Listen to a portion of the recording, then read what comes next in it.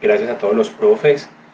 Para mí es un honor muy grande estar con ustedes, sobre todo que hasta hace unos años pues fui alumno de muchos de ustedes, rodé por ginecología, hice mi pregrado en la universidad, la medicina interna pues también la hice en la universidad. Yo creo que todo lo he hecho en la universidad me ha dado mucho y yo me siento pues muy agradecido y me siento muy agradecido por esta oportunidad.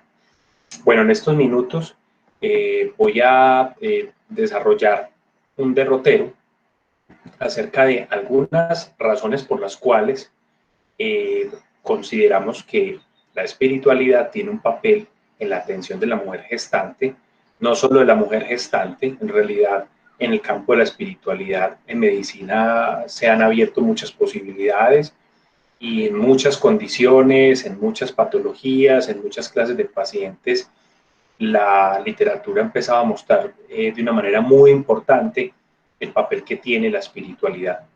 Voy a desarrollar entonces esta conferencia en 4 puntos básicos o 4 argumentos.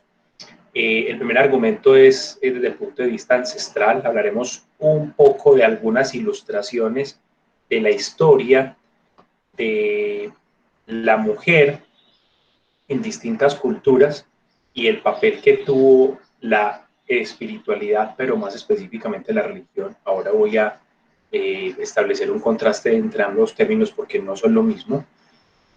Vamos a hablar de la espiritualidad en la era contemporánea, cómo se entiende, pero muy importante, cómo la espiritualidad como objeto de estudio, por así decirlo, de la medicina, tiene unas diferencias muy importantes y es la manera como la medicina aborda la espiritualidad, pero ¿qué espiritualidad estamos hablando? Eso es lo que voy a desarrollar.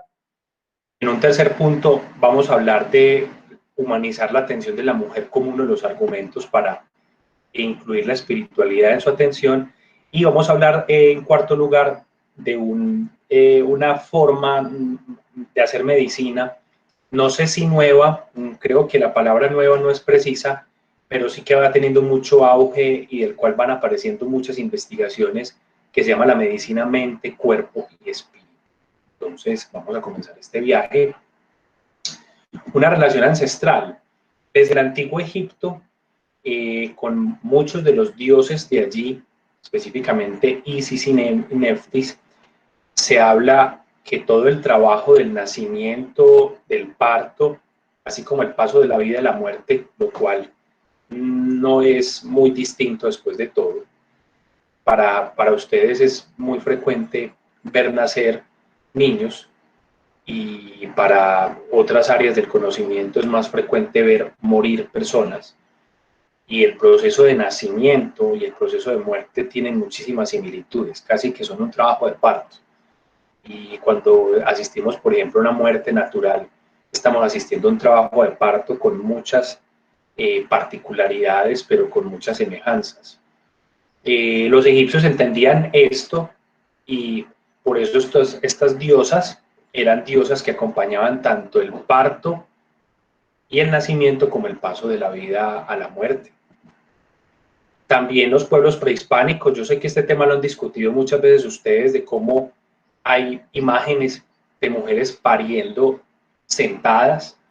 Esto pues se sabe hoy en día por lo poco que conozco de ginecología, ustedes lo podrán corroborar o no, parece una posición quizás mucho más efectiva y más eficiente para un trabajo de parto, no sé si más segura, pero era muy particular porque en la época prehispánica, esta imagen que ven a su derecha es de Pachamama, de una de las divinidades más importantes de toda cultura prehispánica. Aquí a la izquierda esta es una diosa de los aztecas.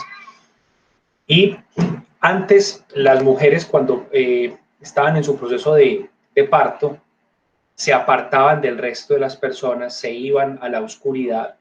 Se consideraba que este era un proceso casi divino y por eso no se podía entrar en contacto con nadie de la comunidad, y descripciones que hablan que estos partos eran de mujeres así, solas, que hacían todo. Y lógicamente eso pues ha cambiado afortunadamente. No cabe duda entonces Habría mucho que decir al respecto, pero ustedes mejor que yo saben que todo el tema que ha estado relacionado con el nacimiento, con el proceso de gestación, fueron procesos que en principio fueron muy acompañados por la figura del médico sacerdote o de la médica sacerdote, porque hay culturas en las cuales, específicamente la cultura amazónica, parte de la cultura de los incas, donde había una mujer que era la mujer médica, la mujer medicina. Y es indiscutible entonces que desde sus comienzos, no solamente en la ginecobstetricia, sino en la medicina general, la figura del médico era la figura del médico sacerdote. El médico era el sacerdote de la comunidad porque se consideraba que las enfermedades eran producidas por alteraciones espirituales y se tenía pues la costumbre o la creencia de que cuando había una enfermedad había un mal espíritu detrás de eso. Entonces, en medio de todo este pensamiento mágico religioso, vemos que, por supuesto, todo lo que tiene que ver con el trabajo de parto de la mujer, todo lo que rodea todos los asuntos de la mujer, ha estado atravesado por muchas situaciones de tensión que ahora voy a retomar, porque como ustedes mejor que yo saben también, muchas de estas cosas que yo les cuento, ustedes tendrían mucho más que enseñarme de lo que yo quizás a ustedes, pero ustedes saben que el cuerpo de la mujer específicamente ha estado atravesado por muchos intereses a lo largo de la historia y por supuesto la religión no ha sido una excepción. Y hablo de religión porque la idea es que vamos a contrastar esos dos términos. Entonces, hay una razón ancestral, antes de avanzar, hay una razón ancestral, hay un ADN del espíritu en la medicina. Cuando la medicina surgió, la medicina era una expresión de lo espiritual. Y hoy en día, con este tema de los cambios en espiritualidad, pues para nadie es un secreto que los médicos y las médicas nos vamos convirtiendo en los sacerdotes de nuestros pacientes. ¿Por qué lo digo? Pues eh, miren ustedes los secretos que se saben en una consulta que parecen secretos de confesionario. ¿Cuántas cosas como médicos nosotros no sabemos de los pacientes y obviamente guardamos silencio? O nosotros cómo, utilizando el discurso de la salud, se ha ido desplazando la palabra salvación por salud. Hoy en día, para el mundo, para el ser humano de la modernidad o posmodernismo, llamémoslo mejor, ya no es tan importante hablar de salvación, pero sí muy importante hablar de salud. Entonces, muchas veces, por ejemplo, esto me ha ocurrido y yo lo he visto, casi que cuando un paciente no hace lo que nosotros queremos, eh, casi que nosotros lanzamos una amenaza parecida a las antiguas amenazas que los sacerdotes lanzaban sobre sus feligreses. Si usted no tiene tal dieta, usted le va a dar un infarto. Si usted no se toma tal pastilla, usted se va a morir. Si usted no se toma este medicamento para la diabetes, a usted le van a amputar los pies. Yo tuve un profesor, de hecho, esto llega a extremos incluso brutales, lo reconozco. Tuve algún profesor que un paciente con diabetes que llegó a su consultorio le dijo, eh, bueno, váyase consiguiendo un perro y un bastón. El paciente lo miró y le dijo, ¿por qué, doctor? Porque si usted sigue como se va a quedar ciego y se va a quedar sin un pie y va a necesitar un bastón y un perro. Obviamente estoy poniendo un ejemplo muy extremo, es algo que definitivamente muchos no haríamos, pero digamos que eso sí guarda similitud, y lo cito, porque guarda similitud con los procesos de vinculación espiritual y religioso. Los seres humanos, por alguna razón, tienen en su concepción la necesidad de referirse en otro, reflejarse en otro, tener a otro como referente. Y mucha gente, si no utiliza como referente la religión, utilizará otro tipo de referentes válidos también. Segundo motivo, entonces hablamos del ancestral por principio, digamos, la medicina está unida a lo espiritual. Lo segundo es, vamos a aclarar algo de la espiritualidad en el mundo contemporáneo para que este se convierta en un argumento. Entonces hay varias cosas. Definitivamente estamos asistiendo a un sinnúmero de transformaciones sociales donde la espiritualidad se convierte en un ejercicio individual. Quizás esta es una gran diferencia con relación al tema de la religión, porque la espiritualidad es un camino que va hacia lo individual. Ahora voy a aclarar mejor estos dos términos porque puede ser un poco complejo, pero también estamos asistiendo a una convergencia de la salud y la espiritualidad. Todo este tema de la medicina holística, todos estos temas de medicina alternativa le apuntan a la convergencia de salud y espiritualidad, y es así como hay muchos discursos que empiezan a hablar de condiciones espirituales que pueden afectar la salud física y por supuesto condiciones de la salud física y la salud mental que pueden afectar la esfera espiritual. Pero asistimos a un ambiente holístico, el holismo, donde se está buscando concebir al ser humano como algo integral, algo completo.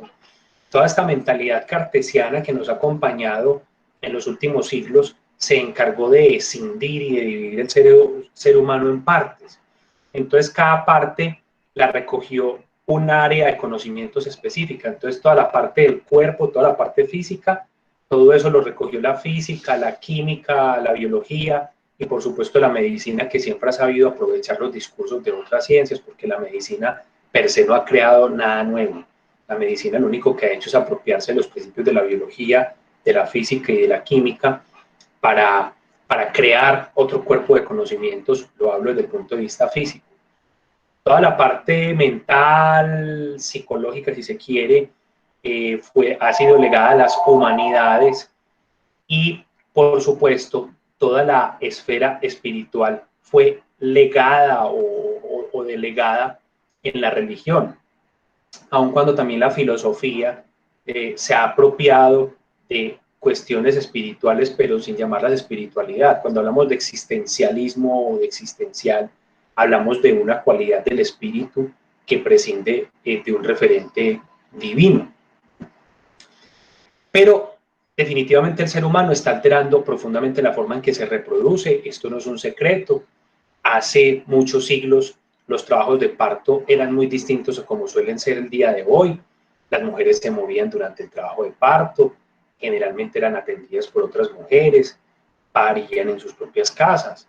Pero a partir del siglo XVIII, con la emergencia del modelo hospitalista y centrado en la tecnología, muchos procesos del parto se tecnificaron. No hago un juicio de valor, probablemente, y es cierto que hoy en día un parto es mucho más seguro, probablemente institucionalizado a la casa, pero habrán razones para creer también que puede que no. La emergencia de infecciones intrahospitalarias, la incidencia de complicaciones intrahospitalarias. Eh, Hay cantidad de factores que uno pudiera sopesar y decir, bueno, ¿sí será que es mejor? Esa respuesta y esa reflexión seguramente ustedes ya la han hecho.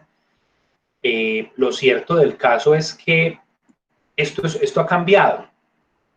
Y hay un teórico que es Davis Floyd, Robbie Davis Floyd. Este libro seguramente lo conocen o lo han leído.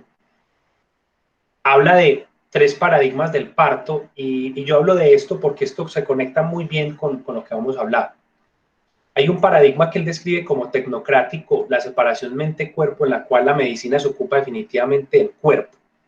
La mente, dejémosela al psicólogo, dejémosela al psiquiatra, aunque ellos también son, sobre todo el psiquiatra, también es médico, pero hay una tendencia como a, venga, es que esto es mío, este es el pedacito mío y este es el pedacito suyo, entonces yo atiendo este pedacito del proceso y usted atiende el otro pedacito. También se ha propendido por un paradigma más humanista de una conexión mente-cuerpo, entonces ya hay una incorporación, se habla de parto humanizado, de la importancia de las emociones de la mujer gestante, pero hay paradigmas que ya empiezan a hablar de lo holístico, no solamente de la mente y el cuerpo, sino el espíritu. Pero, ¿cuál espíritu? ¿Cuál espíritu? Entonces, aquí me voy a detener un poco y voy a tratar de esbozar las diferencias entre, o las semejanzas y diferencias entre el espíritu y la religión. Entonces, partiendo de la base de lo que significa cada término, religión proviene del latín religare, y religare significa estar ligado a algo o a alguien. Necesariamente en la religión hay un sistema de creencias estructuradas en torno a un ser trascendente, a un Dios, a un cuerpo de doctrinas, de rituales y por supuesto a un discurso moral que da cuenta de las cosas que alguien hace y son buenas o son malas. Esto es un esbozo muy rudimentario porque obviamente hay muchas más características de la religión, pero lo quiero expresar en términos muy sencillos. Pero la espiritualidad, que viene del término espiritas, espíritu, que es aliento, desde los griegos, aliento de vida, tiene más que ver con el sentido y con el propósito. Y desde esta vertiente de espiritualidad, digamos, la medicina se ha apoyado para hacer todo lo que ha hecho en los últimos 40 años de publicaciones en torno a la espiritualidad. La medicina se ha adherido a la definición de espiritualidad tomando como tradición al famoso doctor Viktor Frankl, que fue el psiquiatra neurólogo de los campos de concentración. Recuerden que él escribió el libro El hombre en busca de sentido. Y todo lo que se indaga como espiritualidad en medicina actualmente se apoya mucho sobre esa plataforma tremenda que Viktor Frankl tiene, hablando de la espiritualidad como búsqueda de sentido y de propósito. Y aquí hay un punto muy importante. De acuerdo a estos conceptos y de acuerdo a la concepción actual, no es una condición sine qua non que la espiritualidad se iba en torno a una religión. Esto es un fenómeno posmoderno. Hasta hace 50 años esto no era posible. Se consideraba que la espiritualidad tenía una amalgama muy fuerte con la religión. Pero hoy en día hay personas que pueden ser espirituales sin ser religiosas.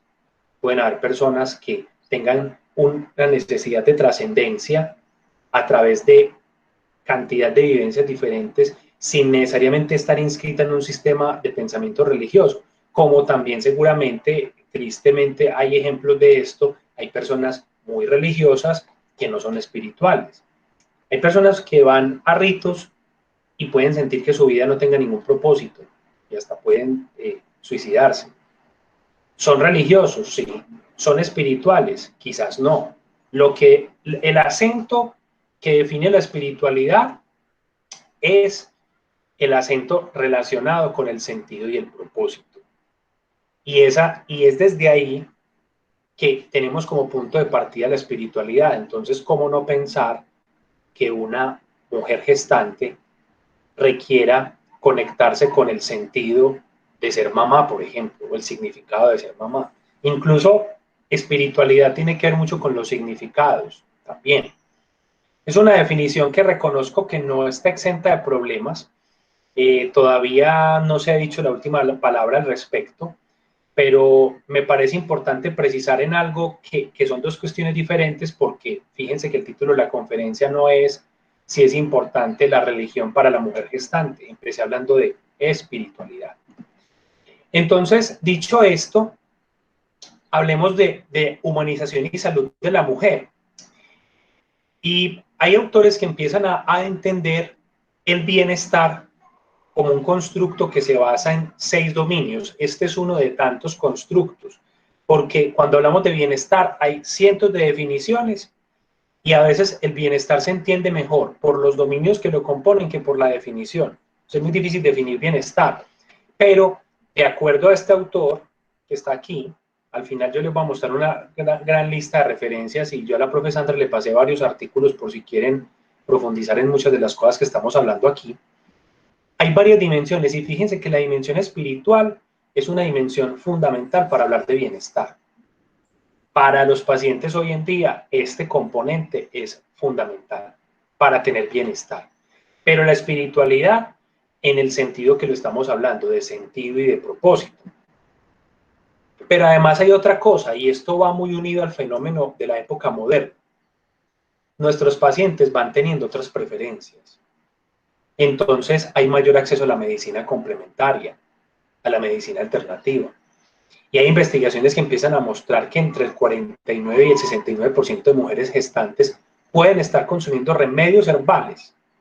Y hasta un 35% de mujeres visitan también practicantes de medicinas alternativas. Esto es una realidad con la que tendremos que convivir. Esto hace parte del holismo que estamos viviendo, de la tendencia que tenemos todos, pero sobre todo que tienen muchos de nuestros pacientes a buscar ampliar sus horizontes y no únicamente pensar en el cuerpo y la mente, sino incluir el espíritu. Y que incluye una palabra muy bonita, que en esto creo que hay que trabajar más, y es el pluralismo médico. La capacidad que tiene el médico de saber incorporar de forma inteligente, de forma respetuosa, las tradiciones culturales que tienen los pacientes y que rodean los pacientes, porque cada vez es más frecuente que uno como médico comparta a los pacientes con un médico alternativo. Eso a todos nos ha pasado. En mi consulta de medicina interna es muy frecuente que yo me encuentre pacientes que van donde mí y van donde el bioenergético. Y obviamente esto hay que saberlo manejar de una forma inteligente. El pluralismo médico también involucra que el médico, de alguna manera, en el momento del ejercicio de su profesión, y esto es fundamental desde el punto de vista ético, así tenga unas preferencias políticas y religiosas, no utiliza estos tanques de pensamiento, por ponerle algún nombre, como prerrogativa para atender a sus pacientes. Es decir, no pone por encima el hecho de que el paciente sea de X religión o de X movimiento político para atenderle o no atenderle. Esto está por encima incluso de lo cultural, esto es un principio ético. Pero en el pluralismo ético tomamos en cuenta estas consideraciones. Y considerar a la espiritualidad como parte de la atención de la mujer gestante, incluso así no estemos de acuerdo, hace parte de la expresión de pluralismo médico, de respeto por los pacientes y de respeto por sus creencias. Si lo vamos a convertir esto en temas de educación médica, se viene hablando de una competencia que se llama la competencia cultural, que es justamente la competencia que tiene el médico para entender, para comprender, para respetar. ¿Cuántos casos tristes no hemos visto de médicos que se burlan de las creencias de sus pacientes y que hacen mofa de esas creencias? Por supuesto que hay creencias que pueden ser contraproducentes para la salud y el médico pues tendrá la responsabilidad de enunciarlo, pero si hay prácticas que probablemente no tengan ningún efecto adverso sobre la salud, pues qué necesidad hay de que un médico ridiculice las creencias de sus pacientes o les diga que eso no sirve para nada, si eso hace parte de su sistema cultural. Es una pregunta. Pero con una cuestión más grave, y es que además de esa postura ignorante de falta de pluralismo médico, cuando hacemos medicina a espaldas de los pacientes suceden grandes desastres. Este estudio que les referencio aquí, que fue un estudio desarrollado en Nigeria, muestra un ejemplo de forma elocuente. Este autor dice que cuando las necesidades espirituales y valores no son asumidos por los sistemas de salud, las mujeres van a buscar cuidado de su proceso de gestación en otros lugares. Entonces miren este ejemplo que les voy a poner. En un hospital de Nigeria, un hospital terciario, encontraron que más del 90% de las histerectomías que realizaron en el periodo posparto fue de mujeres que antes de ir al hospital habían estado asistiendo a sus partos en iglesias cristianas e iglesias de otras denominaciones que también tienen procesos de atención del parto en Nigeria. Y en estos casos, la mayoría de eventos que sucedieron fue una perforación uterina que obligó a hacer esta histerectomía. Estos datos los pueden corroborar en esta investigación. Es decir, allá, en este estudio en Nigeria, se encontró que el hecho de tener una creencia religiosa firme podía ser un factor peligroso para la gestación y para la atención del parto. Entonces usted me dirá, pero es que esto no es un argumento, usted ya nos está diciendo que entonces es mejor no incorporar la espiritualidad. Precisamente, es mejor traer la espiritualidad, abrirle las puertas, pero que el médico sea capaz de inteligentemente incorporar de forma respetuosa estas creencias religiosas y espirituales, pero en un ambiente seguro. Porque si condenamos esas prácticas, lo que va a ocurrir es que los pacientes buscarán ayuda en otras partes. Es lo mismo que sucede cuando se ha hablado tanto, incluso del aborto, por ejemplo. ¿Dónde es más seguro? ¿Dónde es más seguro? ¿Cierto? Cuando se condena así de esta manera las expresiones espirituales de los pacientes van a buscar ese remedio en otra parte y a veces no en las mejores manos. Entonces es preferible que así como con los hijos, que si uno regaña a un hijo bastante le pierde confianza. Hay que ganarnos la confianza de los pacientes. Hay que estar atentos a las narrativas culturales de los pacientes. Vamos a hablar entonces ya a continuación de la parte un poco más práctica acerca de la medicina mente-cuerpo y algunos hallazgos interesantes, como este. Este es un modelo biológico que ha empezado a mostrar cómo el estrés prenatal crónico puede afectar la salud fetal. Entonces hay un estresor que se percibe como estrés, porque recuerden que el estrés es una respuesta percibida.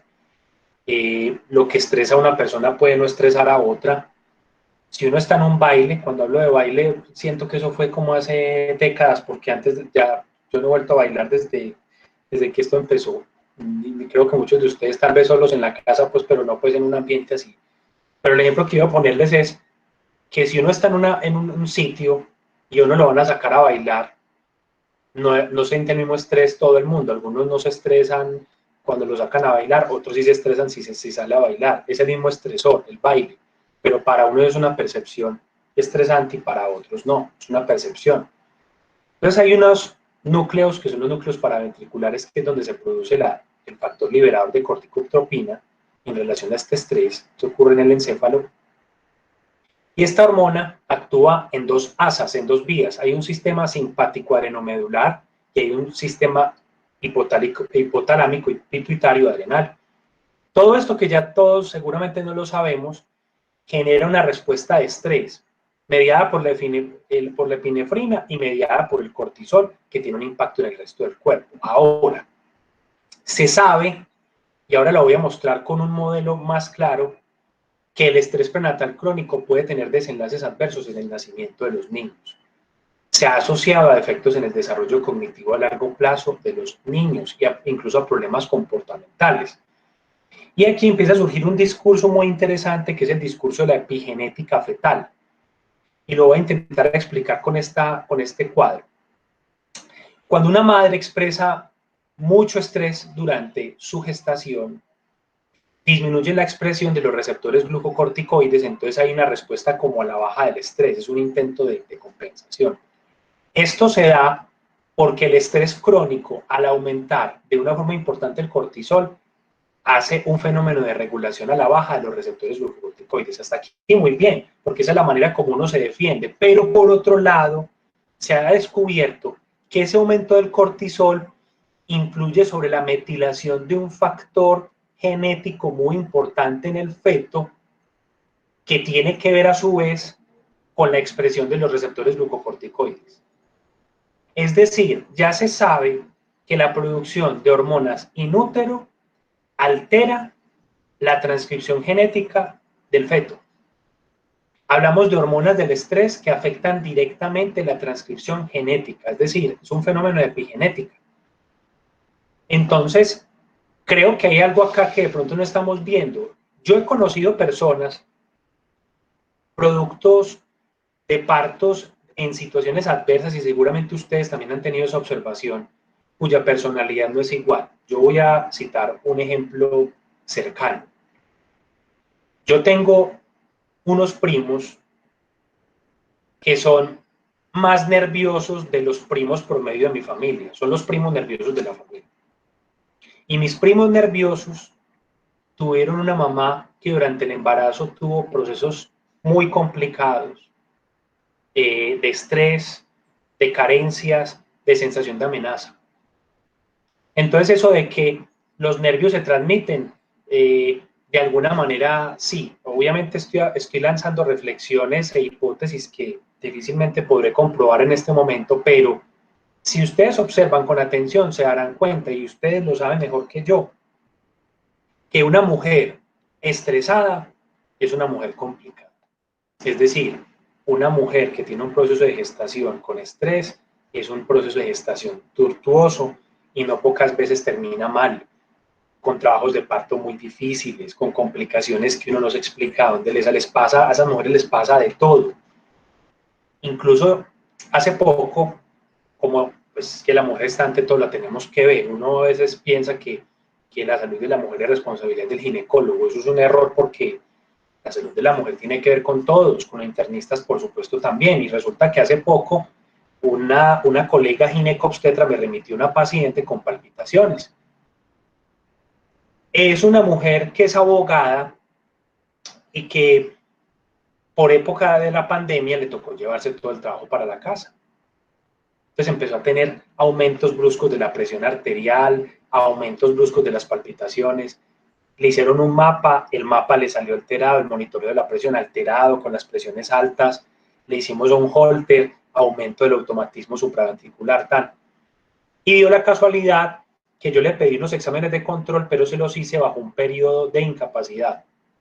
La incapacitamos 20 días y a los 8 días de estar incapacitada le repetimos los estudios. Y los estudios salieron normales. Entonces, ahí es donde uno dice que no sé si es que los médicos todavía no tenemos suficiente sensibilidad para el estrés y sobre todo para pensar que el estrés puede llegar a ser peligroso para la salud de las personas. Sí, lo sabemos, nos lo han dicho, pero no sé qué tanta importancia le demos. Y otro fenómeno peor, el de la enfermedad mental y el posparto. Entonces miren ustedes la prevalencia, la forma de inicio y la duración de muchos trastornos mentales, desde el llamado blues posparto, que puede llegar a ser hasta el 75%, hasta la depresión posparto, la ansiedad y la psicosis. Miren que son cosas, hablar que el 15% de las mujeres pueden tener una depresión posparto, y esta es estadística que no es nuestra, seguramente hay estadística local. Esto es un tema grave, esto es un tema delicado, es un tema que nos debería tocar. Entonces, ¿qué hacer? ¿Sí? ¿Qué hacer ante esta realidad? ¿Cómo entonces los procesos espirituales pueden ayudar a modular la respuesta de estrés crónico y, por supuesto, ayudar en la enfermedad mental de la mujer? Entonces voy a hablarles de un par de estrategias consideradas intervenciones espirituales que hacen parte justamente de la importancia de incluir la espiritualidad en la mujer gestante. Voy a hablar del mindfulness y voy a explicar algo muy breve, y es que el mindfulness proviene de las tradiciones orientales budistas, en las cuales lo que se hace es que la persona, cuando respira, se hace consciente de su propia respiración y de su propia realidad. Mindfulness significa conciencia plena. Esto es una intervención bellísima, y la práctica del mindfulness, de la conciencia del propio cuerpo, de la conciencia del presente, de vivir en el presente, no en el pasado ni en el futuro, ha demostrado en algunas investigaciones reducir la ansiedad y la depresión de la mujer gestante, disminuir el estrés percibido, por supuesto, mejorar la salud psicológica de la mamá. Lógicamente que este tipo de intervenciones pasadas por el filtro de la evidencia son difíciles de sopesar, porque ¿cómo hacen un diseño metodológico de una persona que hace mindfulness? Y gran parte de la eficacia del mindfulness depende del propio individuo, de su capacidad de concentración. Entonces es difícil uno validar con la investigación convencional qué tan efectivo no es la espiritualidad. Pero incluso encontré algo muy interesante, un estudio que hablaba de mejora en las tasas de fertilidad, sobre todo en mujeres con infertilidad que tienen un entrenamiento en mindfulness pueden tener unas tasas de fertilidad mucho mejores. Se sabe que las mujeres que usaron este tipo de intervenciones mente-cuerpo han tenido niños con mayor peso al nacer, trabajos de parto más cortos, menos instrumentación, con reducción del estrés. Es decir, ya empiezan a aparecer. Este autor, Judith Cuneo, que hay una referencia de él, tiene una revisión muy completa en las clínicas de atención primaria, donde incluye el mindfulness como parte de la atención primaria de la mujer gestante, además de las vitaminas, además de todos los controles. También se habla de una reducción del estrés que incluso va hasta 4 semanas después del posparto, es decir, que pudiera ser una herramienta muy útil para impactar el blues y la depresión posparto. Y aquí les dejo esto es interesante porque aquí van a encontrar información de programas de certificación en esto. Hay gente certificada en terapia mindfulness. Hay psicólogos certificados en terapia mindfulness. Entonces no es una cosa que esté por fuera de nuestro alcance, y es algo que incluso podemos promover con nuestros pacientes. Y por supuesto el yoga, con esto seguro seguramente ustedes sí están más familiarizados. Cualquiera pensaría que las posturas de yoga pueden ser peligrosas para el bebé, pero hay investigaciones que muestran que su seguridad ya ha sido demostrada, específicamente cuando se hace en lugares adecuados, con gente suficientemente entrenada. Recuerden que el yoga tiene un sistema de posturas con una respiración profunda y una meditación. Esto es un dato muy interesante. 36 millones de personas practican yoga solo en Estados Unidos y en su mayoría son mujeres en edad reproductiva. Valdría la pena saber este dato aquí en Colombia. Cada vez son más las mujeres, cada vez son más los programas prenatales que van incluyendo el yoga dentro de la terapéutica espiritual. Y además hay otras cosas. Se ha demostrado que mejora el dolor bajo de espalda y los trastornos de sueño, el yoga prenatal. Todavía está interrogado, pero parece que mejora los desenlaces incluso en embarazos de alto riesgo. Es decir, en embarazos de alto riesgo es benéfico el yoga. Y hay potenciales beneficios en el neurodesarrollo infantil. Una mujer que medita, una mujer tranquila, es un niño o una niña que van a ser sanos y van a ser tranquilos. Bueno, esto era lo que tenía preparado. Aquí hay una serie de referencias. Voy a hacerles unos cortos comentarios al respecto. Esta primera referencia es muy interesante. Habla sobre el yoga en el embarazo. Habla de un compendio de estudios muy interesantes que se han realizado. Aquí este autor nos va a hablar bastante acerca de la importancia de las medicinas alternativas para las mujeres gestantes. Este artículo es súper recomendado, muy recomendado. Habla de medicina integrativa cuerpo-mente en la salud de la mujer, una cosa muy interesante, muy bonita. Esta fue la última referencia de Primary Care de la doctora Judith Cuneo, hablando de una cosa muy interesante porque es hablando de la evidencia del ácido fólico y el hierro, y después habla de la evidencia del mindfulness y el yoga para aquellos que estén interesados. Aquí hay una revisión sistemática de un metaanálisis de mindfulness. Bueno, les dejo una cantidad de referencias. Este es el estudio de Nigeria, que tremendamente complejo. Aquí está explicado todo el fenómeno de epigenética fetal que les mostré. Este artículo es explosivo. Esto es una cosa que sería interesante que ustedes conocieran, incluso presentaran en otro momento. Es un compendio cualitativo de todo lo que tiene que ver con los cuerpos respetados. Una cosa hermosísima, o sea, hace una hermenéutica del cuerpo de la mujer desde la época contemporánea y me parece muy bonito. Y aquí hay bastante, esto es muy denso, pero este artículo puede ofrecer pistas para empezar a entender un poco más la diferenciación entre espiritualidad y religión y cómo se relacionan. Y aquí hay un compendio de estudios. Además les quiero contar, voy a hacer la cuñita, yo tengo un canal en Instagram, @JulianRamírezMD, donde estoy trabajando temas de medicina y espiritualidad para pacientes y para colegas. Si ustedes tienen Instagram, quizás se puedan conectar y hago actividades que buscan integrar estos dos procesos. Y bueno, y lo último es decirles que próximamente, creo que en unos 3 meses, va a salir publicada la segunda edición de un libro que escribí hace varios años llamado Medicina y Espiritualidad, donde desarrollo mucho más detalladamente todos los procesos teóricos en torno a la espiritualidad en el campo de la medicina. Les agradezco mucho su atención, les agradezco mucho su participación y como les dije al principio, pues me siento muy honrado de haber sido invitado a esta reunión.